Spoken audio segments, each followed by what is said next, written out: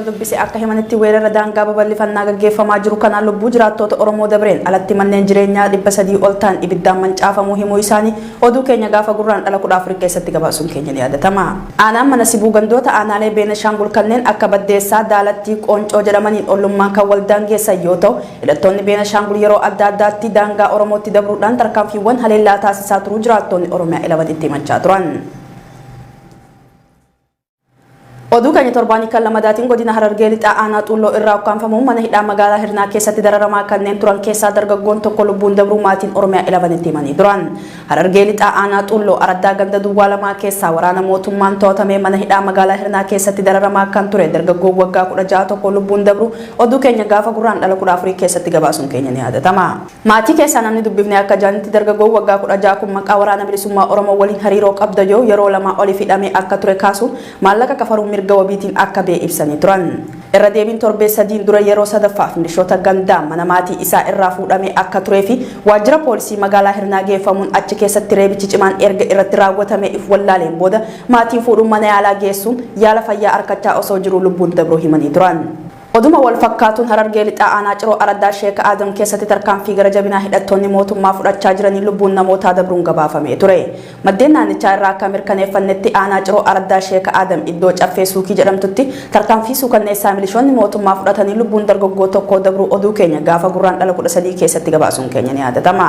Dargaggoon maqaan isaa Ibrahim Hassan Jaamu kun barataa kutaa 8ffaa yoo ta'u guyyoota muraasaan dura mana jireenya isaa irraa milishoota gandaan fuudhamee akka hidhamee maddeen naannichaa ibsanii turan. Oduu keenya torbanii kan biraatiin pirezidaantiin naannoo Oromiyaa obbo Shimallis Abdiisaa yaa'ii caffee Oromiyaa afraffaa gaafa gurraan dhala 17 gaggeeffame irratti hidhattoonni waboo isaan ABO shanee jedhaniin akka araaraan galan gaafatanii turan. Kabajama caffee kanaa fuula duratti qaamoleen hidhatanii naannoo keenya socho'an ABO shaneen akka araaraan galu maqaa uummata keenyaan gaafachuu barbaannaa jedhanii turan. Kabajamaa caffee kana fuulduratti qaamolee hidhatanii naannoo keenya keessa socho'an ABO shaneen akka araaraan galu kabaja olaanaadhaan maqaa uummata keenyatiin gaafachuun barbaada. Qaamoleen nageenyaa sadarkaa adda addaa fi uummata keenya aarsaa qaalii kaffalanii fi gahee olaanaa baachaa jiraniif kabajamaa caffeen kun akka naa galateeffatu ulfina olaanaadhaan gaafadha. Qaamoleen nageenyaa sadarkaa adda addaa jiranii fi uummata keenya aarsaa guddaa kafalanii fi ammas kafalaa jiran kabajamaan caffee kun akka naa galateeffatuun gaafadha jechuun dubbachuu isaanii oduu keenya gaafa gurraan dhala 17 keessatti gabaasnee turre. Obbo Shimallis qaamni hidhate karaa nagaan akka galu haa gaafatan malee haala akkamiin mariin nageenyaa kun akka gaggeeffamuu qabu irrattii fi qophii kanaaf qaban irratti wanti jedhan hin jiru. Waboon kanaan dura ibsa yeroo garagaratti baaseen qaamni sadaffaa idila addunyaa bakka jirutti marii nagaaf taa'u fedhii akka qabu himaa turuunis ni yaadatama. Oolaan rakkoo nageenyaa Oromiyaa marii fi karaa nagaan xumuruu ilaalchisuun deebii mootummaa Itoophiyaa irraa dhageen kan muufate ta'uu ibsee ture. Gamtaa hawaasa diyaaspooraa Oromoo fi oolaan xalayaa mootummaa Itoophiyaa fi waraana bilisummaa Oromoof ergeen qaamonni lachuu yeroo kana akka carraatti fayyadamuu wal dhabdee waggoota 4 dabraniif Oromiyaa gaagee kana marii fi karaa nagaan furmaata akka harkatan waamicha dhiyeessee turu oduu keenya gaafa gurraan dhala 17 keessatti gabaasnee turre. Oduu keenya torbanii kan biraati Yuunivarsiitii Amboo fi jiraattonni magaalichaa horsiisee bultoota Booranaaf deeggarsa midhaanii taasisanii turan.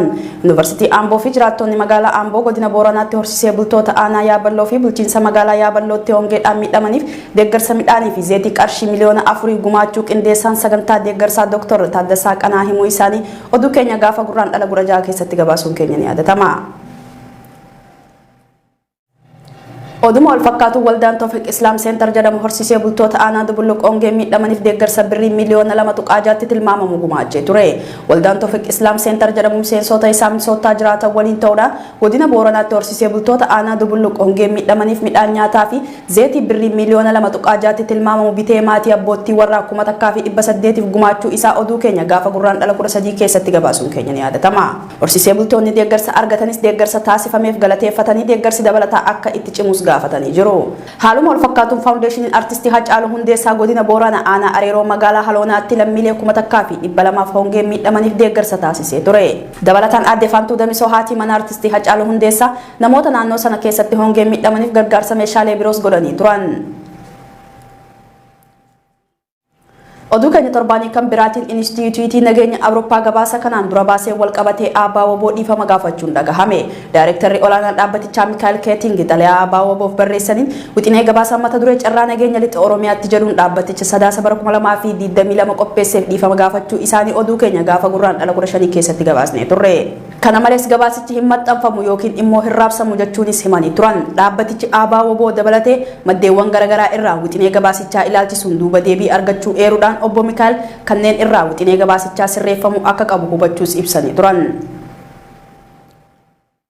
Oduu keenya torbanii kan biraatiin gamtaan hawaasa Oromoo Joorjiyaa Sinodoosii haaraa hundeeffame kan deeggaru ta'uu beeksisee ture. Gamtichi ibsa baaseen paappaasota mana amantaa Ortodoksii Tawaahidoo haaraa muudamanii fi bobbaafamaniif deeggarsa akka taasisu ibsuu isaa oduu keenya gaafa gurraandhala 14 keessatti gabaasnee turre. Paappaasonni haaraa muudaman kunneen afaan Oromoo fi afaan saboota biraatiin tajaajila kennuu isaaniitti galateeffamuu qabus jedhanii turan. Uummanni mirga afaan ofiin amantaa ofii gaggeeffachuu akka qabu eeruudhaan abboottiin Sinodoosiin haaraan kana mirkaneessuuf hojjechaa akka jiranis himanii turan.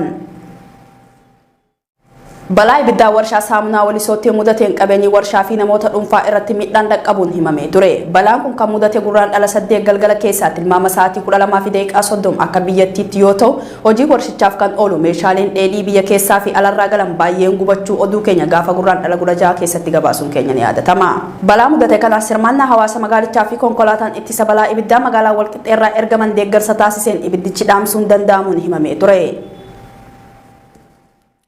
Oduu keenya torbanii kan biraatiin mootummaan Jabuutii torbee dabre keessa qofa lammiilee Itoophiyaa gara biyyoota Arabaa osoo godaanaa jiranii daangaa Itoophiyaa fi Yemenitti bidiruu itti garagalee keessaa 380 kan caalan baraaruu himee ture. Hulaan godaansa karaa galoo galaanaa kanaan taasifamu hulaawwan godaansa addunyaarra jiran kanneen akkaan bal'aa ta'an keessaa tokko ta'uu isaa oduu keenya gaafa gurraandhala 17 keessatti gabaasnee turre. Jaarmiyaan dhimma baqattoota idila addunyaa IOM karaa kanaan imaluun balaa guddaa qabaatus lammiileen kumaatamaan lakkaa'aman jireenya fooyya'aa argachuuf jecha karaa kanaan imaluu itti fufuu ibsanii turan.